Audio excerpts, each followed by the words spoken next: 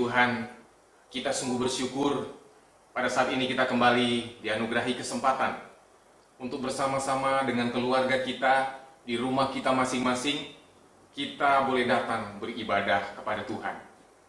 Mari kita sama-sama bangkit berdiri dan mendengarkan panggilan ibadah. Dari Kejadian pasal yang pertama, ayat yang ke-27 sampai dengan yang ke-28. Maka Allah menciptakan manusia itu menurut gambarnya. Menurut gambar Allah diciptakannya dia, laki-laki dan perempuan, diciptakannya mereka. Allah memberkati mereka, lalu Allah berfirman kepada mereka, "Beranak cuculah dan bertambah banyak, penuhilah bumi dan taklukkanlah itu.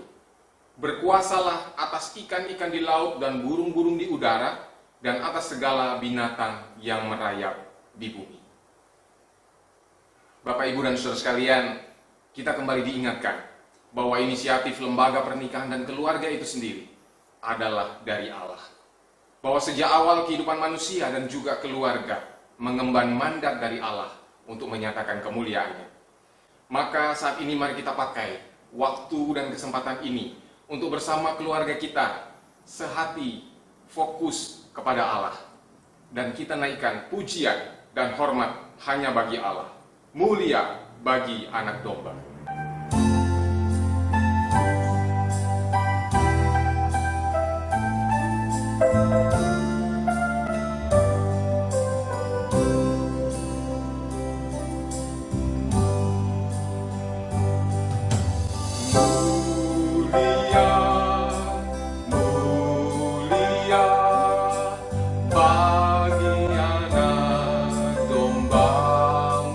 Bagi Anak Domba. Mulia, mulia bagi Anak Domba.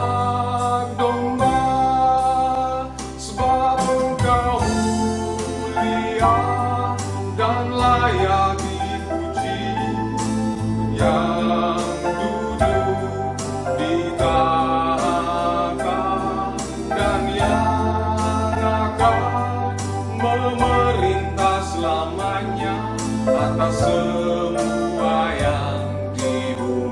mulia bagi Anak Domba.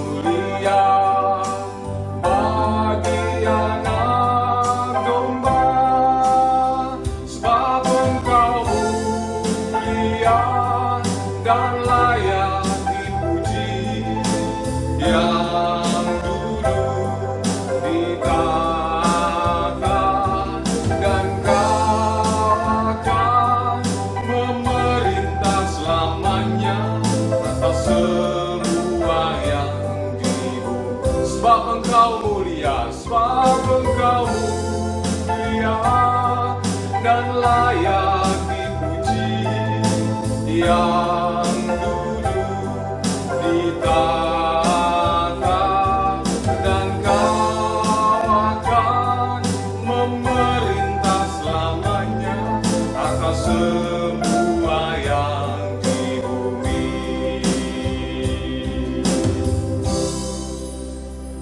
Mari bersama-sama kita menaikkan doa kita. Bersama keluarga kami ya Tuhan, kami datang saat ini di hadapan Tuhan dengan membawa suatu pengakuan bahwa sungguh hanya Engkaulah Allah yang mulia, bahwa sungguh hanya Engkaulah Allah yang ajaib, Allah yang agung, yang layak untuk ditinggikan, untuk disembah dan dimuliakan. Tuhan, kami juga datang mengaku bahwa kami adalah anak-anak-Mu yang terus membutuhkan pertolongan Tuhan.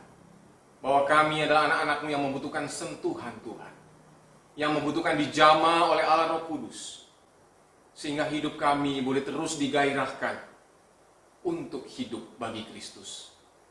Terima kasih untuk waktu dan kesempatan ini. Kami sungguh percaya Tuhan akan terus memberkati kehidupan kami dan keluarga kami. Dan biarlah Saat ini kami bersama-sama bersehati, beribadah kepada Tuhan, memuji dan menyembah Engkau. Terima kasih Bapa, terpujilah nama Tuhan, di dalam nama Tuhan Yesus kami berdoa dan mengucap syukur. Amin. Bapak Ibu dipersilakan untuk duduk kembali. Kita bersama-sama mendengarkan ayat pengakuan dosa dari Kejadian pasal yang ketiga, ayat yang ke-17 sampai dengan yang ke-18. Firman Tuhan berkata demikian. Lalu firman-Nya kepada manusia itu, karena engkau mendengarkan perkataan istrimu dan memakan dari buah pohon yang telah kuperintahkan kepadamu, jangan makan daripadanya, maka terkutuklah tanah karena engkau. Dengan bersusah payah engkau akan mencari rezekimu dari tanah seumur hidupmu. Semak duri dan rumput duri yang akan dihasilkannya bagimu, dan tumbuh-tumbuhan di padang akan menjadi makanan. Bapak, Ibu, dan Saudara yang terkasih, saya percaya tentunya tidak ada seorang pun di antara kita saat ini yang dengan berani boleh berdiri di hadapan Allah dan menyatakan bahwa tidak ada dosa yang kita perbuat, baik kemarin, bahkan juga untuk hari ini. Memang faktanya dalam kerapuhan kita sesungguhnya kita tidak layak di hadapan Allah yang Maha Kudus. Tetapi ada satu fakta yang diceritakan oleh Alkitab dengan jelas, bahwa Dia menebus kita di saat kita masih berdosa. Dia tidak buang kita, Dia tidak tunggu kita baik dulu baru Dia tebus, karena itu memang tidak mungkin. Tetapi Yesus datang, Dia berikan darahnya supaya kita dipulihkan. Dan dalam banyak kesempatan termasuk saat ini, Dia masih memanggil kita, mengajak kita untuk datang mengakui dosa kita, bertobat, menerima pembaharuan dari Tuhan. Maka mari kita datang pada Tuhan, walaupun sesungguhnya kita tidak layak.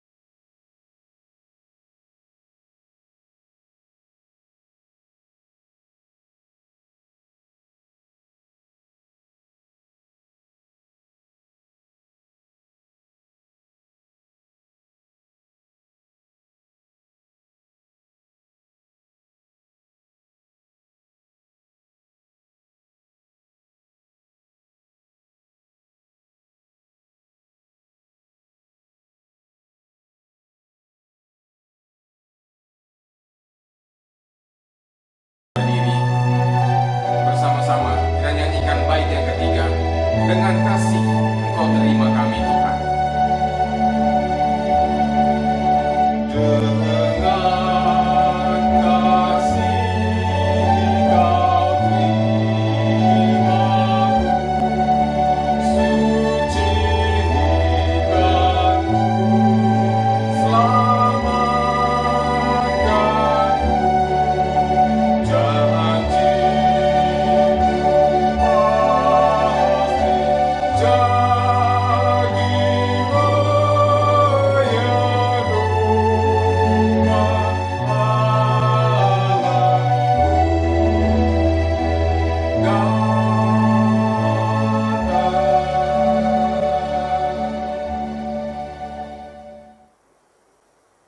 Mari Bapak Ibu yang dikasihi Tuhan, dengan segala kerendahan hati kita boleh datang menghadap Tuhan, mengakui segala dosa-dosa kita di hadapannya. Mari kita bersama-sama berdoa. Berapa banyak Tuhan kebaikan demi kebaikan yang Kau berikan kepada kami.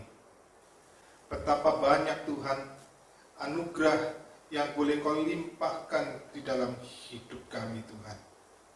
Termasuk keluarga kami. Engkau berikan kepada kami keluarga untuk kami boleh bertumbuh bersama-sama, untuk kami boleh saling mengasihi bersama-sama. Tetapi jujur Tuhan, seringkali kami kurang mengerjakannya. Seringkali relasi kami dengan orang tua kami kurang bertumbuh. Seringkali relasi kami sebagai orang tua dengan anak kami kurang bertumbuh. Seringkali relasi kami dengan pasangan kami kurang bertumbuh Tuhan. Kami kurang mengerjakan ini dengan sungguh-sungguh Tuhan. Ampuni kami Tuhan. Biarlah Engkau tolong kami. Engkau tahu Tuhan di dalam segala kelemahan kami, di dalam segala kerapuhan kami. Biarlah Engkau terus bimbing kami Tuhan, untuk kami boleh belajar, bertumbuh di dalam kasih-Mu, dan belajar terus untuk saling mengasihi satu dengan yang lain.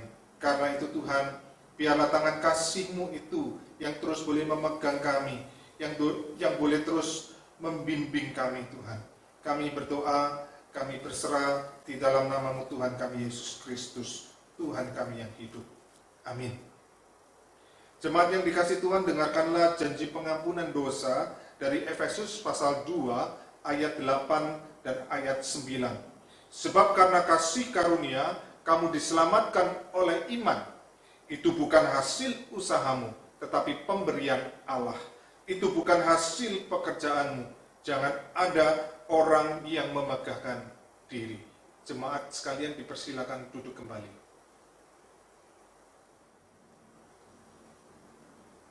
Bapak Ibu Saudara terkasih, seandainya kita diselamatkan oleh usaha kita, tidak terbayangkan betapa beratnya beban hidup kita.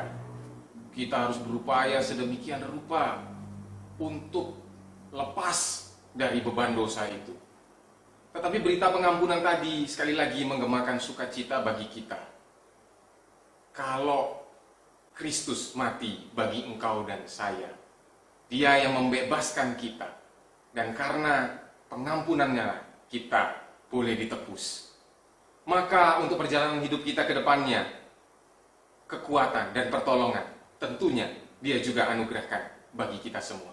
Mari dengan iman, dengan syukur yang meluap, kita nyanyikan Bapa Surgawi memeliharaku.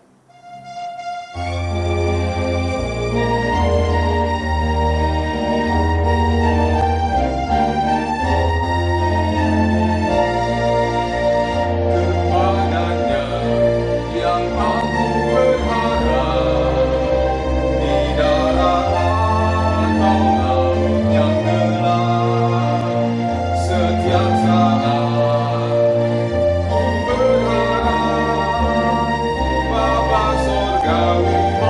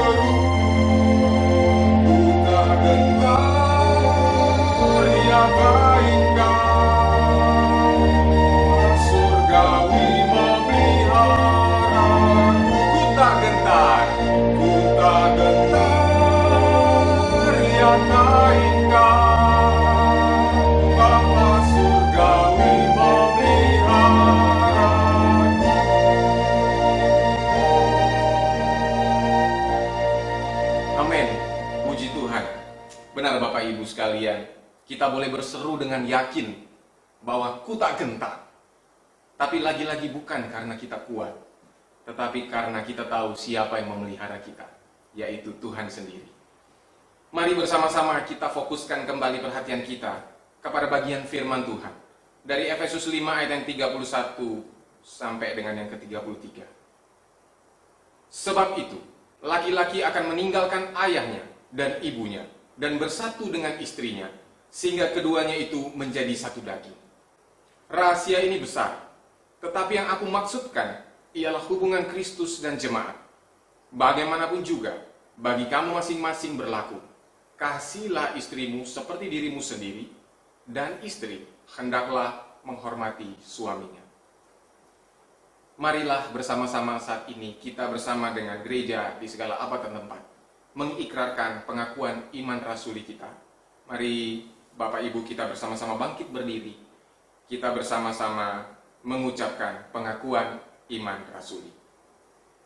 Aku percaya kepada Allah, Bapa yang Maha Kuasa, Khalik langit dan bumi, dan kepada Yesus Kristus, anaknya yang tunggal Tuhan kita, yang dikandung daripada Roh Kudus, lahir dari anak darah Maria, yang menderita sengsara di bawah pemerintahan Pontius Pilatus, disalibkan, mati dan dikuburkan, turun ke dalam kerajaan maut.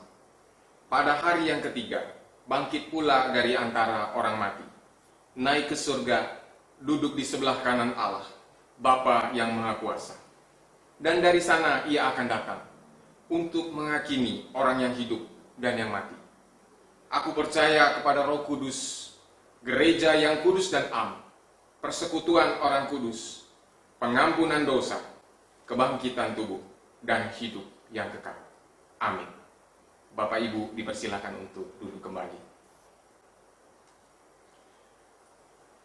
Bapak Ibu Saudara, kita bersama-sama akan menggumulkan suatu tema yang penting.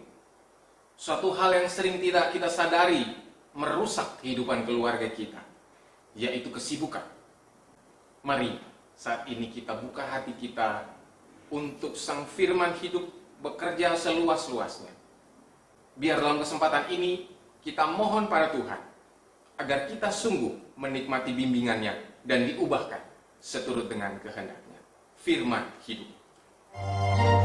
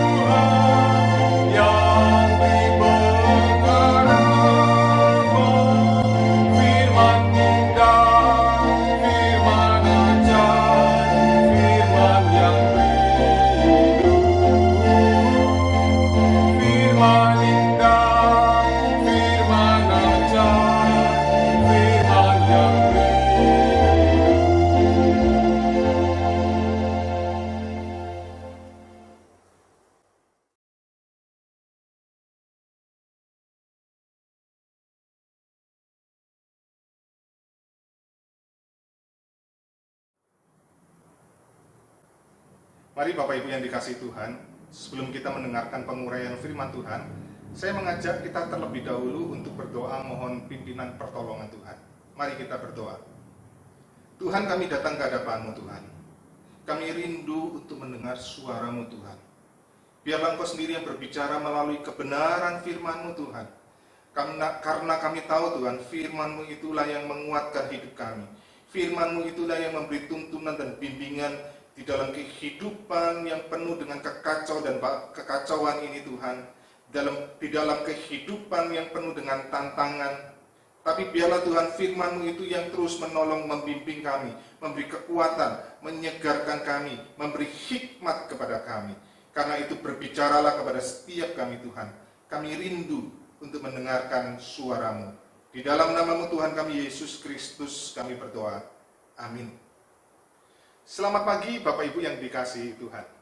Pagi hari ini kita akan membahas sebuah topik khusus. Kita tidak bicara tentang virus corona dan sebagainya, tetapi saya ingin kita selama bulan Juni ini membahas satu topik tentang keluarga.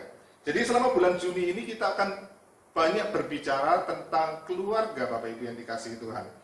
Nah, minggu pertama ini kita akan berbicara tentang sebuah topik yaitu pembunuh keluarga. Maksudnya bukan dibunuh secara harafiah, tetapi relasi yang kemudian hancur satu dengan yang lain di dalam keluarga disebabkan karena kesibukan. Nanti minggu kedua topiknya tentang pembunuh keluarga, yaitu gadget. Yang minggu ketiga nanti pembunuh keluarga kritik. Minggu keempat kita akan bahas pembunuh keluarga itu uang. Bapak Ibu yang dikasihi Tuhan, kita pagi hari ini bicara tentang pembunuh keluarga yang pertama, yaitu kesibukan. Bapak Ibu yang dikasihi Tuhan, di tangan saya itu ada selembar kertas. Coba Bapak Ibu perhatikan. Waktu kita melihat tulisan-tulisan di kertas ini, pasti kemudian kita akan mendapati yang disebut sebagai margin atau garis tepi, Bapak Ibu yang dikasihi Tuhan. Ya, lihat di sebelah kanan saya ini ada garis tepi, sebelah kiri saya ada garis tepi, atas juga ada garis tepi, bawah ada garis tepi. Mungkin kalau kita masih ingat dulu pelajaran waktu sekolah SD, kita diajari cara menulis, dan waktu kita belajar cara menulis, kita akan selalu disuruh buat pertama-tama garis tepi. Bapak Ibu, sampai sekarang dalam zaman modern, ternyata garis tepi itu tetap dipakai waktu kita ngetik dengan komputer, selalu harus ada garis tepi. Pertanyaannya Bapak Ibu yang dikasihi Tuhan, apa sih fungsi dari garis tepi? Apa fungsi dari margin Bapak Ibu yang dikasihi Tuhan? Maka kalau kita perhatikan, ada paling tidak saya mendapati 3 fungsi garis tepi atau margin. Yang pertama Bapak Ibu, waktu kita menulis sebuah tulisan atau mengetik sebuah tulisan dengan ada margin, maka kita mendapati tulisan kita ini menjadi rapi dan indah Bapak Ibu. Tulisan kita terlihat rapi dan indah. Yang kedua Bapak Ibu, fungsi garis tepi adalah kalau Bapak Ibu perhatikan di kertas ini ada staples. Karena ada garis tepi, maka kita bisa menyatukan beberapa lembar kertas, beberapa lembar tulisan jadi satu. Kalau para penulis buku, maka dengan adanya garis tepi, maka tulisan-tulisan mereka bisa dijadikan satu buku menjadi sebuah karya tulisan yang indah Bapak Ibu yang dikasihi Tuhan. Dan yang ketiga Bapak Ibu, dengan adanya garis tepi, maka kita bisa membuat catatan-catatan. Ya, memberi catatan-catatan sehingga menolong kita semakin mengerti apa sih makna dari tulisan yang kita baca. Maka inilah fungsi garis tepi Bapak Ibu yang dikasihi Tuhan. Coba bayangkan kalau sebuah tulisan tidak ada garis tepi. Nah, saya ini membawa sebuah tulisan yang tidak ada garis tepinya Bapak Ibu. Apa yang Bapak Ibu lihat di sini? Pasti pusing waktu lihatnya. Saya waktu tanya sama anak saya, coba kamu lihat tulisan ini yang nggak ada garis tepinya. Pusing dia, ya Bapak Ibu. Karena kesannya memang diketik, tapi kesannya tidak rapi dan tidak indah Bapak Ibu yang dikasihi Tuhan. Dan kalau saya punya banyak tulisan yang ingin saya jadikan buku, ini tidak bisa dijadikan satu buku karena tidak ada garis tepinya Bapak Ibu.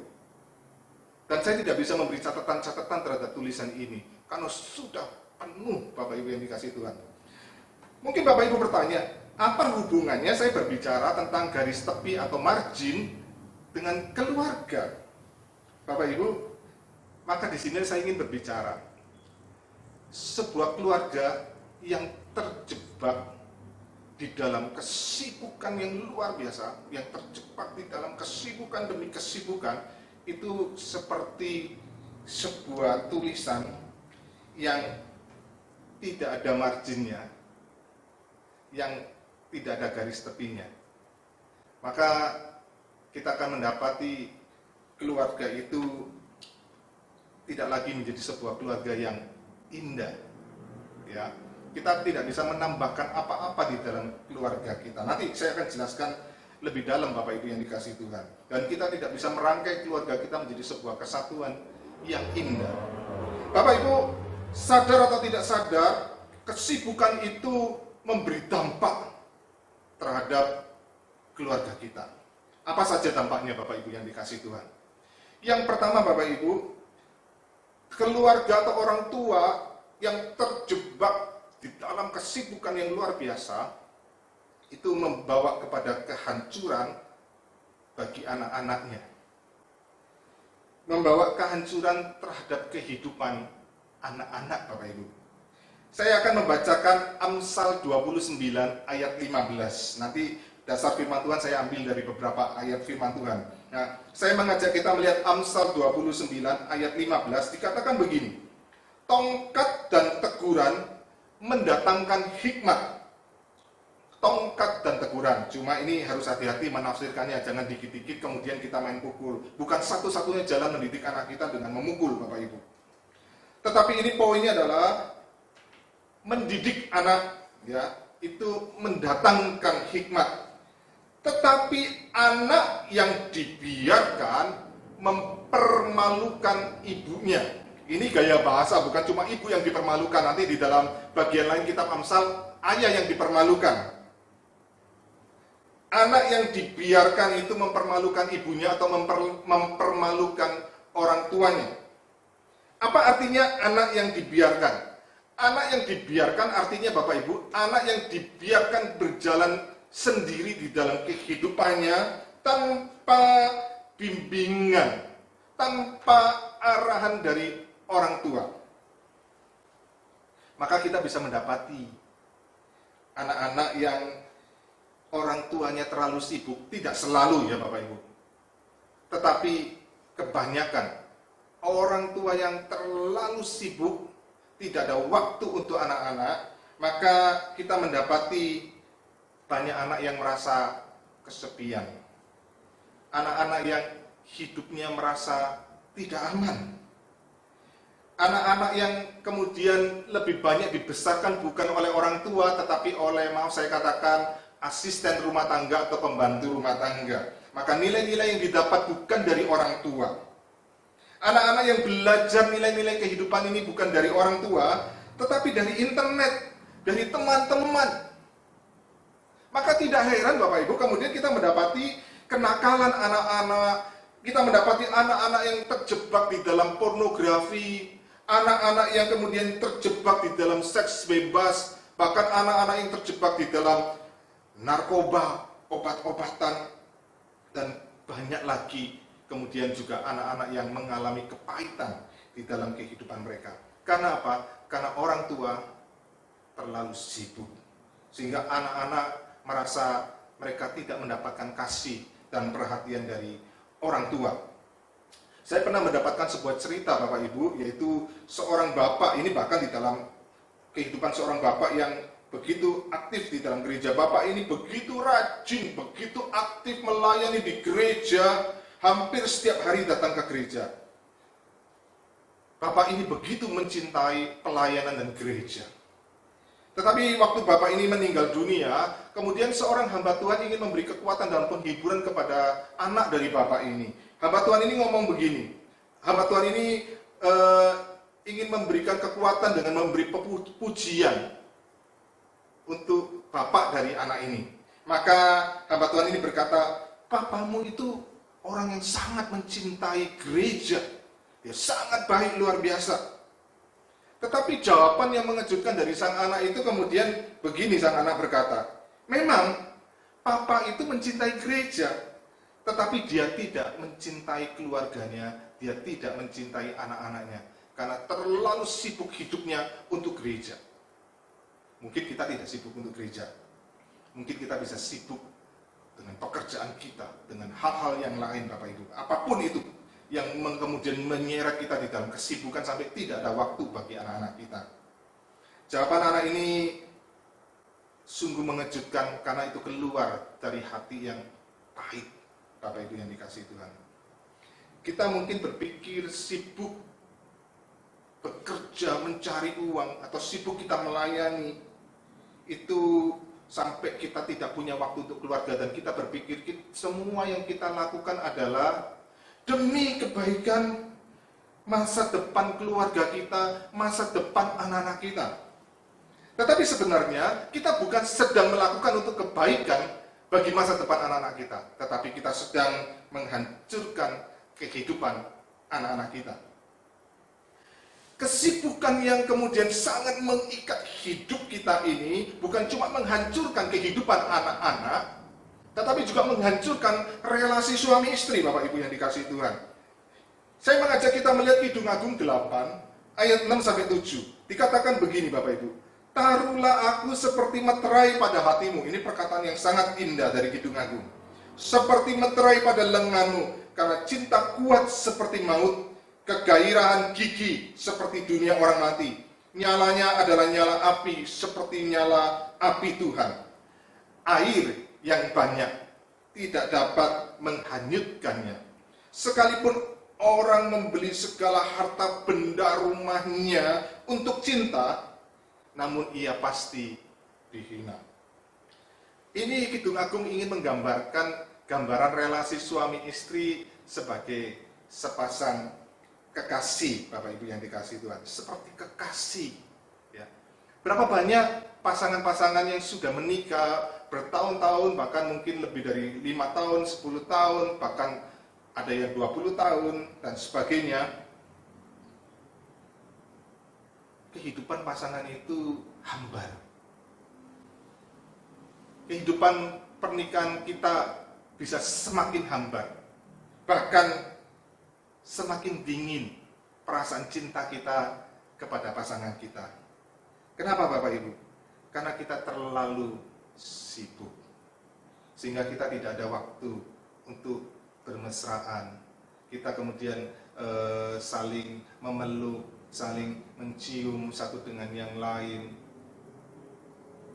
Semakin hari di dalam kesibukan-kesibukan kita, yang menarik kita dari kehidupan sebagai sepasang kekasih antara suami istri itu menjadi kehidupan yang semakin hambar, semakin dingin dan semakin dingin.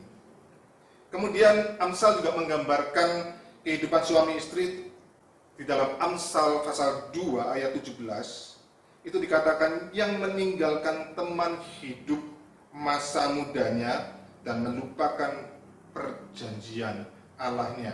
Memang ini konteksnya bicara tentang perselingkuhan. Tetapi ada satu kata yang penting, teman hidup, Bapak Ibu.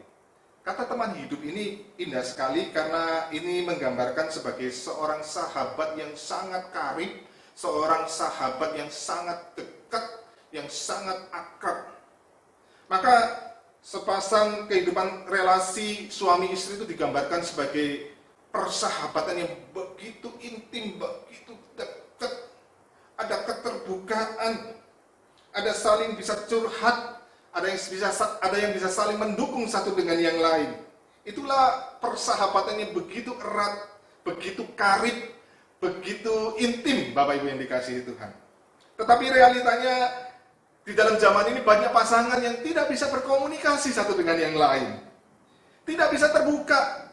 Dan kalau ngobrol seringnya apa? Bertengkar. Apalagi di dalam zaman sekarang yang kita harus di rumah terus-menerus. Justru kita mendapati begitu banyak pernikahan-pernikahan yang terjebak dalam pertengkaran demi pertengkaran, Bapak Ibu. Kenapa?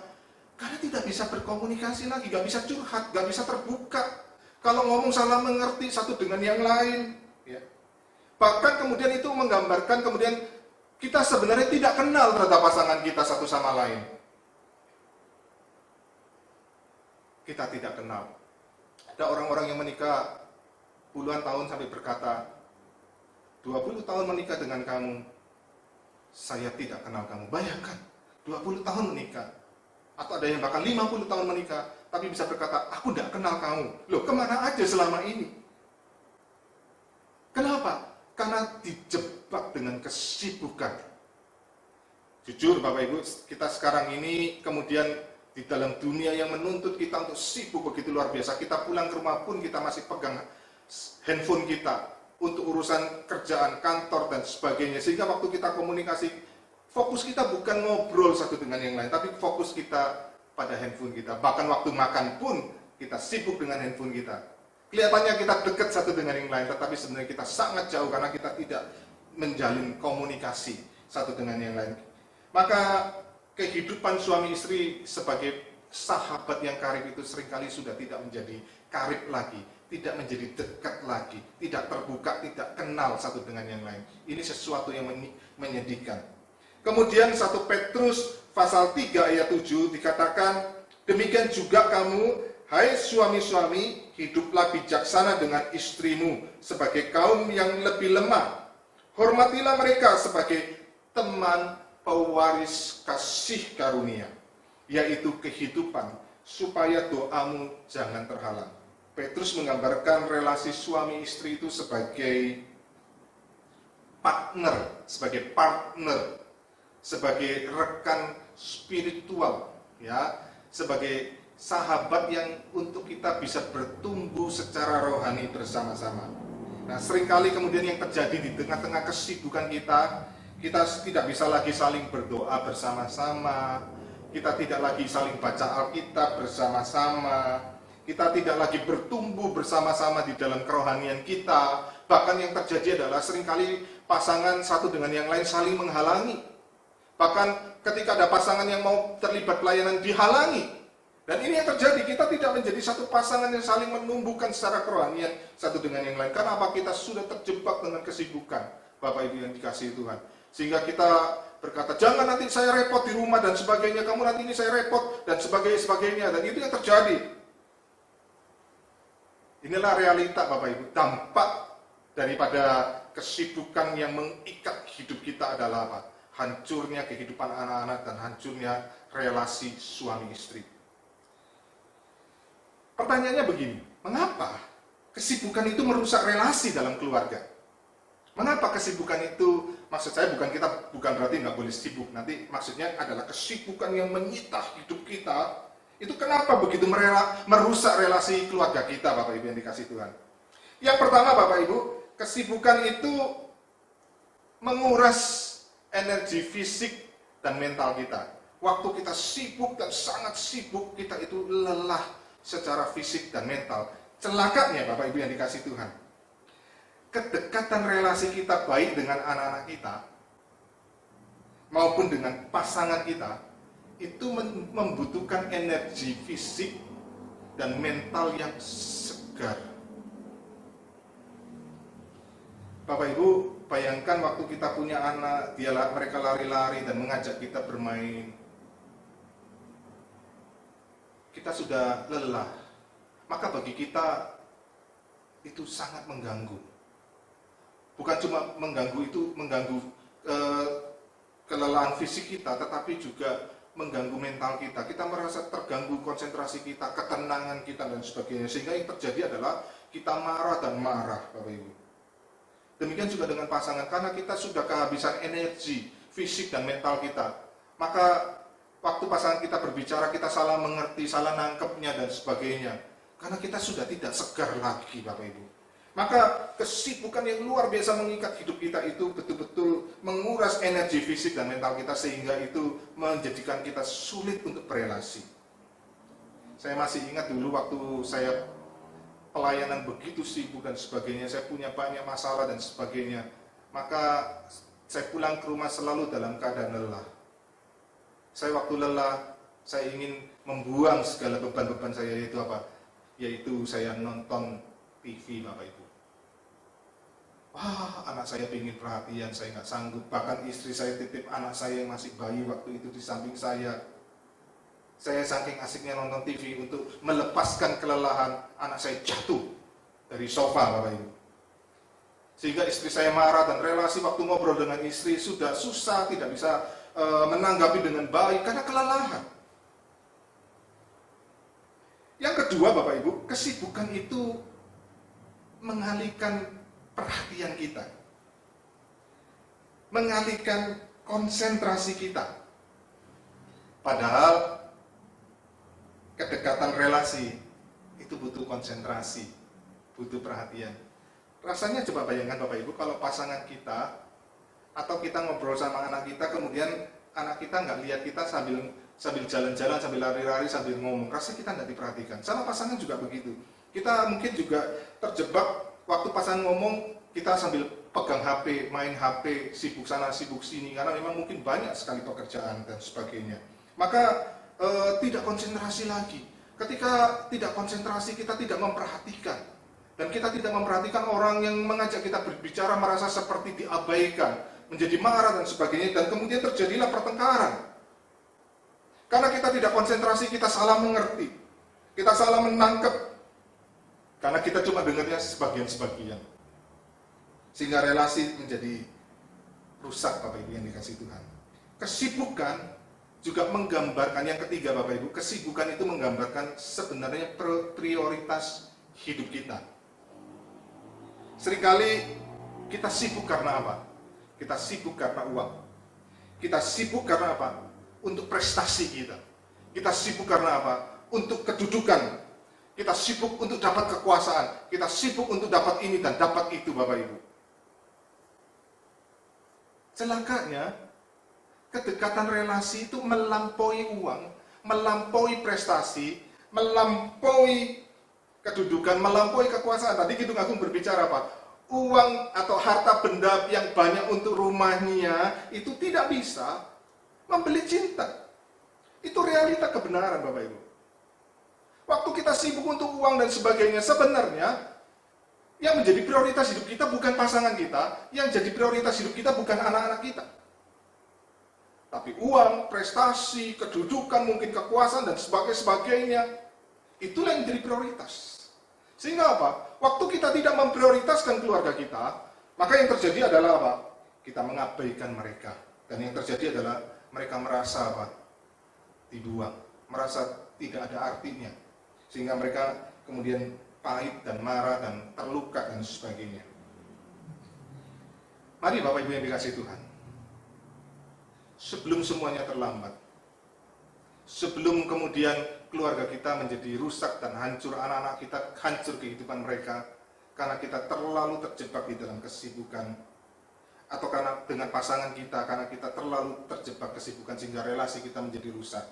Yang kemudian banyak orang tua yang waktu sudah tua, anak-anak sudah besar, baru mereka menyadari dan menyesal. Sebelum semuanya terlambat, kita betul-betul harus mengatur kehidupan kita dengan benar. Bapak Ibu yang dikasihi Tuhan, kita harus ada margin, ya, ada garis tepi, ada waktu untuk keluarga kita. Perhatikan Bapak Ibu, kalau kita lihat besarnya margin dengan besarnya tulisan, lebih banyak mana? Lebih banyak tulisan. Kita tetap sibuk bekerja, tetapi perlu keberanian kita untuk berkata, minimal 1 minggu saya sisihkan waktu untuk anak-anak. Tidak boleh ada digangguan, tidak boleh diganggu dengan apapun. Minimal setiap 1 kali 1 minggu saya berdua dengan istri atau dengan suami ngobrol. Mungkin kita nggak perlu ngobrol seharian, mungkin sisihkan 2 jam ngobrol. Tidak boleh ada gangguan.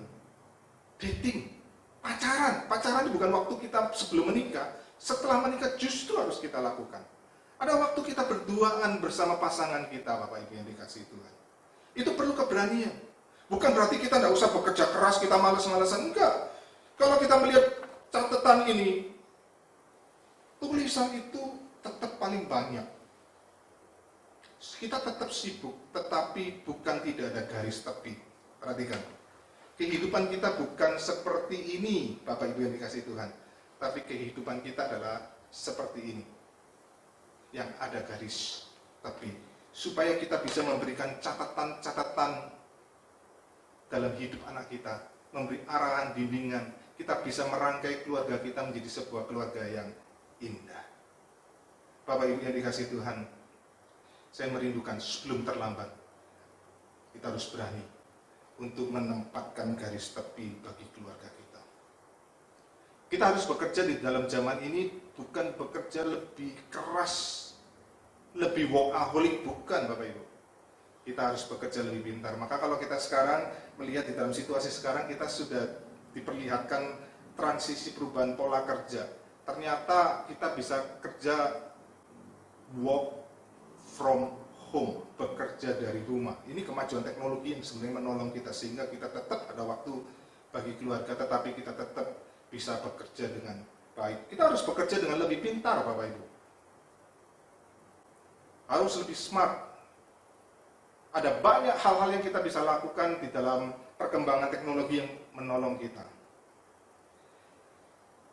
Saya ingin katakan kepada keluarga-keluarga yang mungkin saya katakan maaf, mungkin Bapak Ibu merasa sudah terlambat, saya sudah tua, anak-anak sudah seperti itu dan sebagainya, pasangan sudah marah dengan kita karena kita terlalu sibuk. Saya katakan datanglah Bapak Ibu, datanglah kepada anak-anak kita, datanglah kepada pasangan kita, minta maaf. Dengan gentle, dengan keberanian kita meminta maaf. Dan saya katakan permintaan maaf kita, saya seringkali mendapati keluarga-keluarga yang tadinya hidup dalam kepahitan, karena keberanian untuk meminta maaf terjadi pemulihan. Terjadi pemulihan. Bapak Ibu yang dikasihi Tuhan, biarlah kebenaran firman Tuhan pada pagi hari ini memberkati kita sekalian. Mari kita bersama-sama tundukkan kepala, kita berdoa. Tuhan, kami sadar zaman ini seringkali menarik kami untuk sibuk Tuhan. Sibuk dan sibuk dan sibuk sampai tidak ada waktu buat anak-anak dan pasangan kami. Karena itu Tuhan, biarlah kebenaran firman-Mu pada pagi hari ini mengingatkan kami, menantang kami kembali sebelum semuanya terlambat Tuhan. Kami boleh memberikan margin, memberikan garis tepi buat keluarga kami. Ada ruang yang tersedia bagi anak-anak kami, ada ruang yang tersedia bagi istri kami, bagi suami kami. Karena itu Tuhan, bimbinglah kami, beri hikmat kepada kami di dalam mengelola cara kami bekerja, mengelola waktu kami, keberanian kami untuk kemudian meletakkan juga ambisi-ambisi kami yang berlebihan Tuhan, dan menempatkan keluarga kami menjadi yang terpenting. Walaupun kami bukan bermalas-malasan bekerja, tetapi kami boleh melihat keluarga jauh lebih bernilai daripada harta kami Tuhan, daripada prestasi kami, daripada kedudukan kami. Karena itu Tuhan, bimbinglah kami, tolonglah kami. Di dalam nama-Mu Tuhan kami Yesus Kristus kami berdoa. Amin.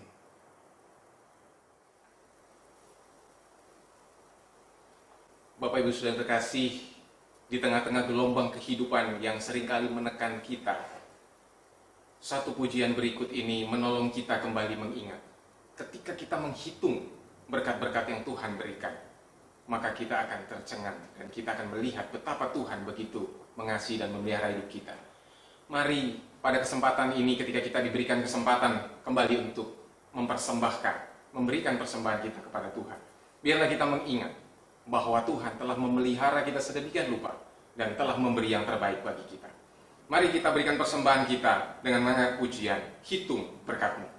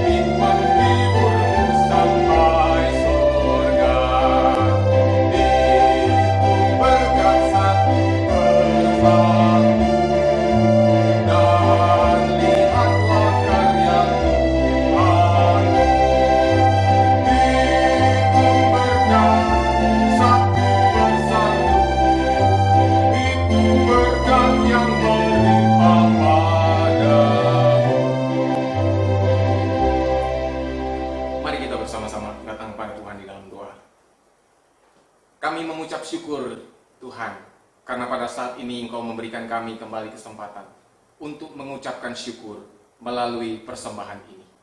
Biarlah kami terus belajar mengingat kebaikan dan berkat-berkat Tuhan, sehingga kami terus terdorong, terpanggil, dan termotivasi untuk memberi yang terbaik dengan seluruh hidup kami bagi Tuhan. Terima kasih Bapa. Biarlah persembahan ini boleh berkenan dan boleh memuliakan nama Tuhan. Terpujilah Tuhan. Di dalam nama Tuhan Yesus kami berdoa dan mengucap syukur. Amin.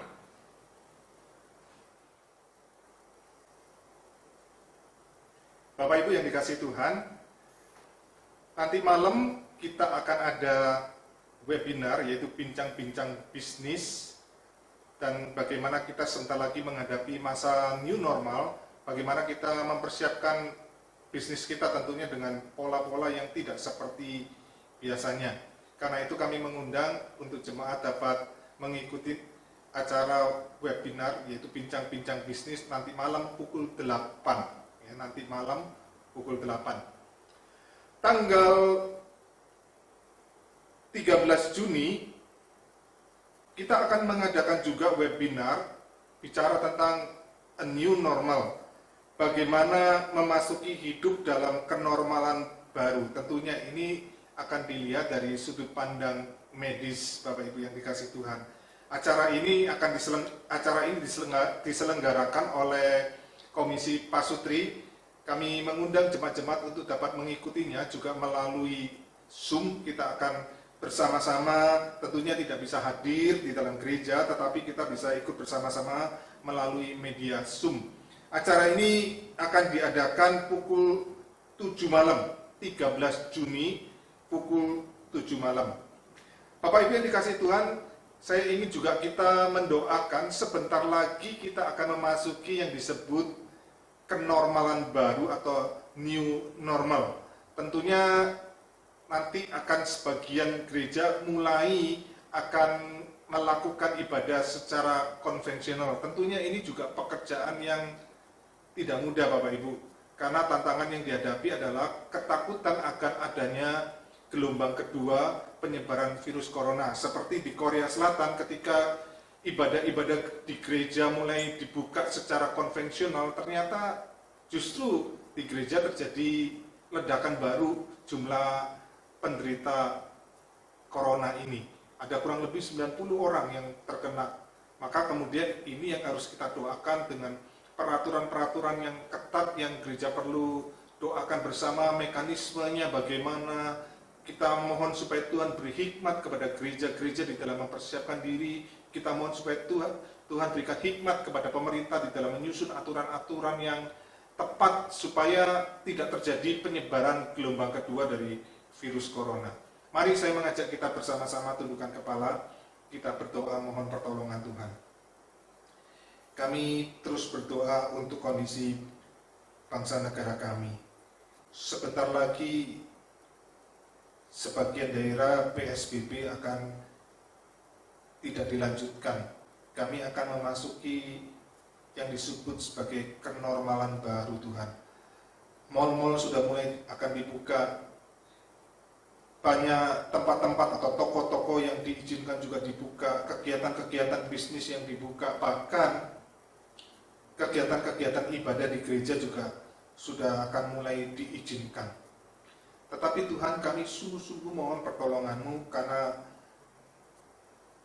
kalau ini tidak dipersiapkan dengan baik, justru ini akan terjadi gelombang kedua penyebaran virus corona. Kami tidak mau ini terjadi Tuhan.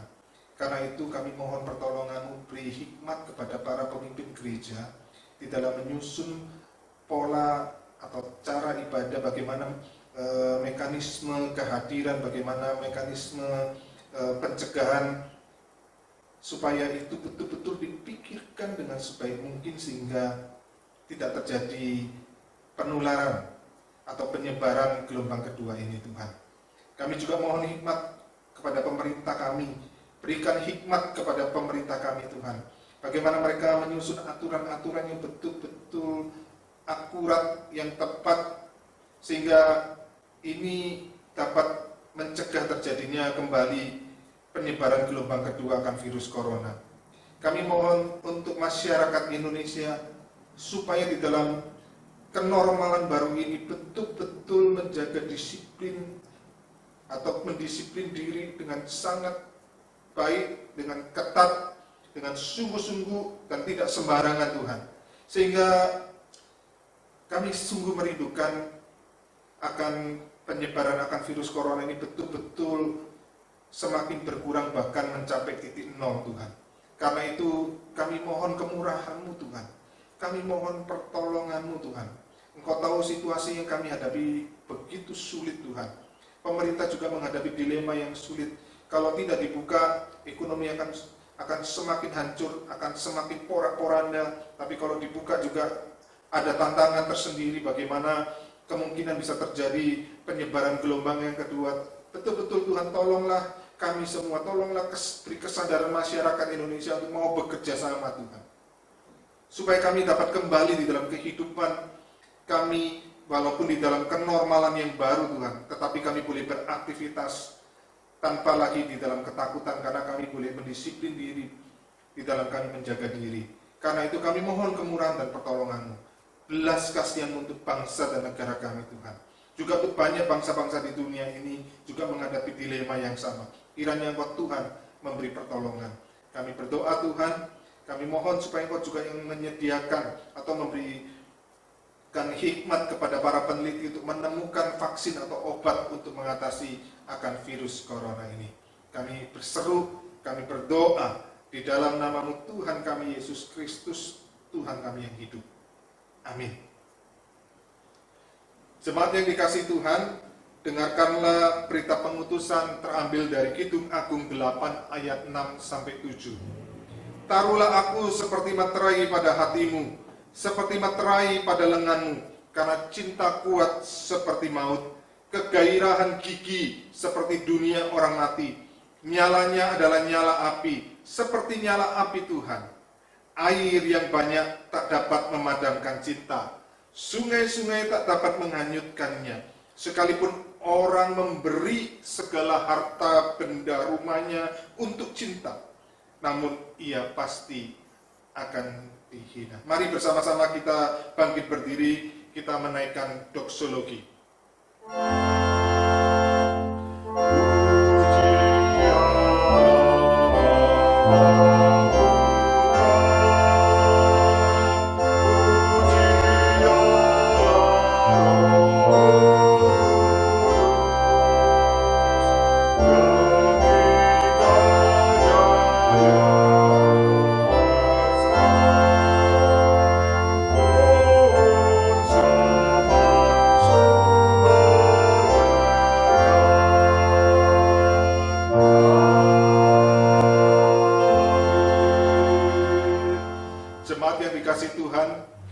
Terimalah berkat dari Allah Tritunggal dimanapun engkau berada. Kasih yang sempurna dari Allah Bapa, anugerah yang begitu besar dari Tuhan kita Yesus Kristus, persekutuan, pimpinan, penyertaan, pertolongan dari Allah Roh Kudus menyertai saudara-saudara sekalian dari sekarang sampai selama-lamanya. Amin.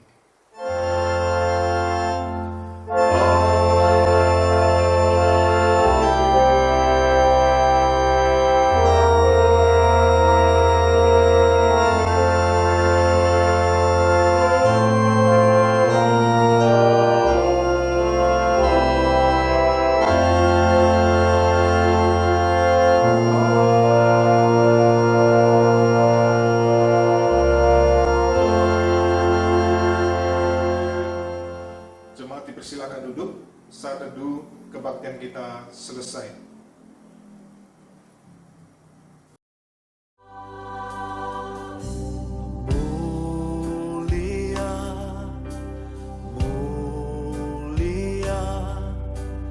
Bagi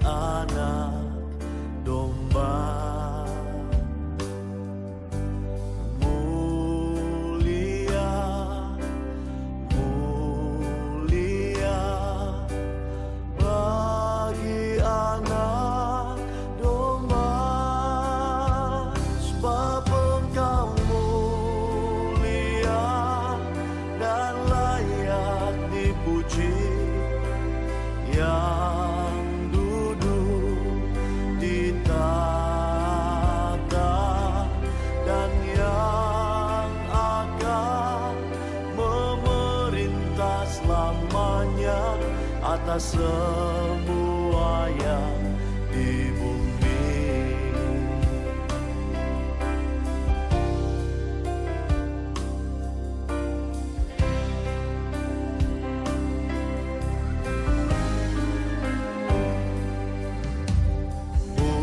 Mulia, mulia bagi anak domba.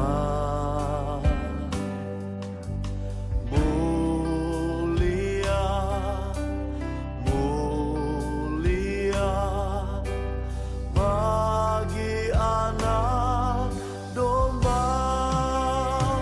Sebab Engkau mulia dan layak dipuji, yang duduk di tahta dan yang akan memerintah selamanya atas semua yang di bumi. Sebab Engkau mulia dan layak dipuji, yang duduk di tahta dan yang akan memerintah selamanya atas semua